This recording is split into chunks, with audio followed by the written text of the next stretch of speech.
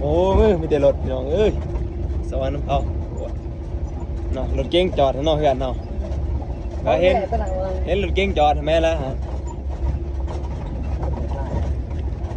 เห็นรถเก๋งจอดทำไมล่ะฮะพี่น้องเห็นบ่พี่น้องหาแล้วแม่แล้วฮะ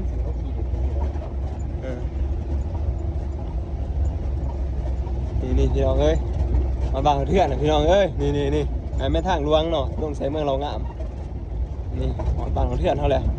รถกับผู้ดีน้ำมันสิเบิดเนาะตรึนี่จอดเนี่ยก็ผู้ดีหมดเลยนี่โอเคหอดแล้วพี่น้องหอดแล้วเพื่อนพวกสวัสดิภาพใต้ตาแพงตัว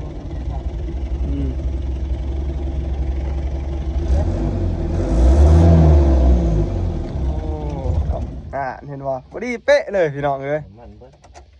โอ้ขากลายเจ้าเตี๋ยคำคูณปีนแต่ว่าการลงรถนี่ก็ถือว่าบ่ธรรมดานะเนาะเพราะว่ามันคลายบ่ได้สิได้ปีนเอาแล้วนี่โอ้ยไงปีนรถนี่พี่น้องเอ้ยเพิ่นก็เลยลงรถลงล่างแล้วตอนนี้